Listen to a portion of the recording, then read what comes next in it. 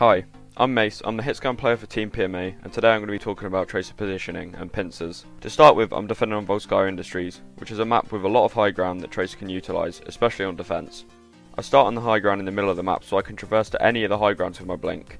I can get to the left and right high grounds, I can blink to the truck, and I can also use the box on the high ground as cover. When I see the Doomfist going through the left mini, I make sure to comment to our Genji who is waiting in that room. I chase this kill as I know Doomfist is out of position and he already uses his punches, making him an easy kill for me and Genji.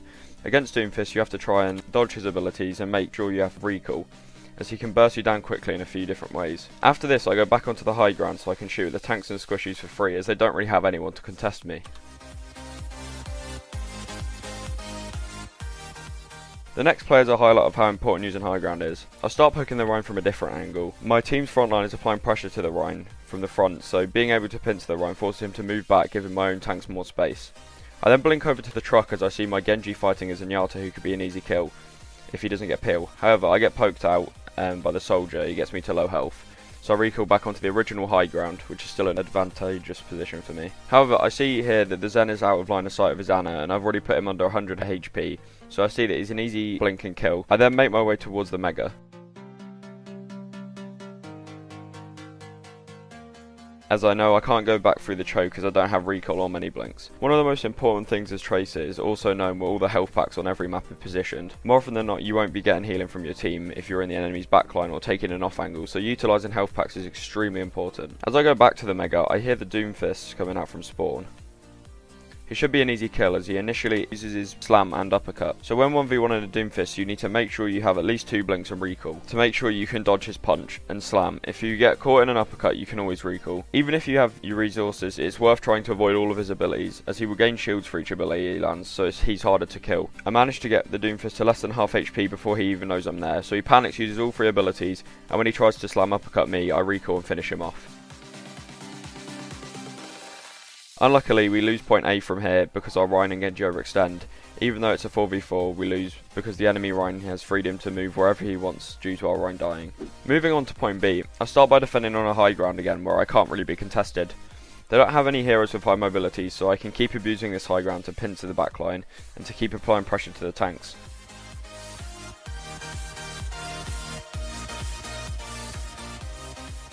When I clean up the McCree, I know I can be a lot more aggressive because a 6v5 on 2CP forces the enemy team to disengage and wait for their 6th.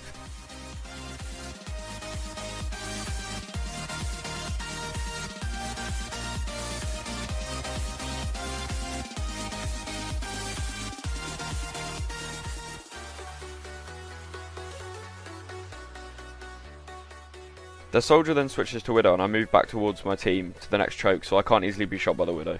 When taking off angles against Widow, you want to be aware where she is in correlation to her team at all times so you know when you can engage. As the other team uses ults to push, I make sure to con with our Zarya to pulse bomb Grav. The enemy Zarya dies, so it means we still have a chance of defending even if we lose most of our team due to our close spawns.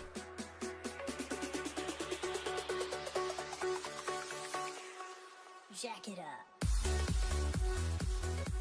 I make a mistake coming out of the generic side of spawn when I should take the high ground on the right side of spawn. Therefore I get shattered because I don't expect it, but luckily I survive.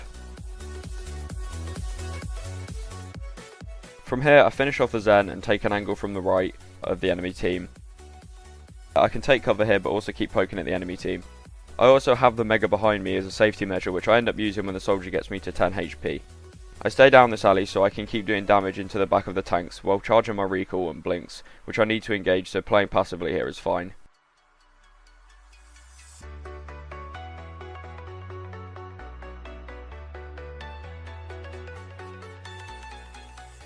Having my blinks there allows me to blink just as I get flashed by the McCree so he can't hit a headshot on me. I then recall and the McCree gets killed as he goes out of position to try and kill me. The fight is cleaned up from here and then I set up on the high ground again. The Widow tries to take the high ground and I blink towards her and get her low, but I thought she was going to drop down off the stairs, so I blinked through the mini in case I had taken damage, but she stayed on the high ground so I couldn't finish off the kill. I keep harassing the Widow from the high ground as she can't focus on taking shots at my team, but instead has to keep worrying about me pincering her from the side.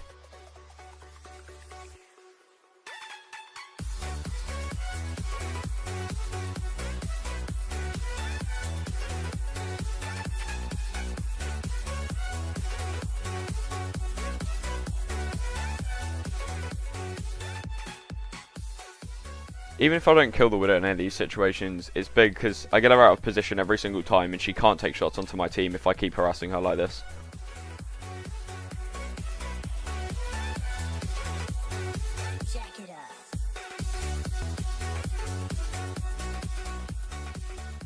So as my Zarya has already used grab, I decide to flank to try and stick the Ana this fight. I go for the blink plus pulse plus blink combo. Unluckily I just missed the Ana here, and I know I'm in a safe enough spot to recall as their team is already starting to engage on my team, and I can use the health packs near their spawn to stay in the enemy backline. The enemy Widow is now on Tracer, which is probably because I forced her onto it, as she hasn't been able to do anything on Widow because I've always been basically biting her ankles from the side. She can now try to contest me. However here, I hear her underneath me and I managed to one-clip her as she wasn't expecting it.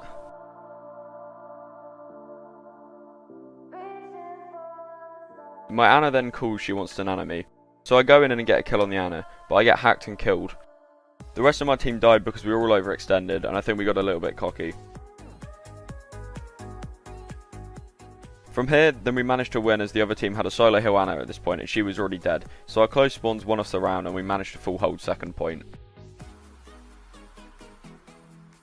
As Tracer, you should make sure you're always aware. Knowing where to position and where you can blink to is key. As Tracer, you should make sure you're always aware. Knowing where to position and where you can blink to is key, and high ground is your best friend. Hey guys, hope you all enjoyed this Tracer guide from Coach Mace. If you want to see more guides like this one, head over to GameLoop.com to master your favourite heroes. Hit the link in the description or at the end of this video for a 25% discount.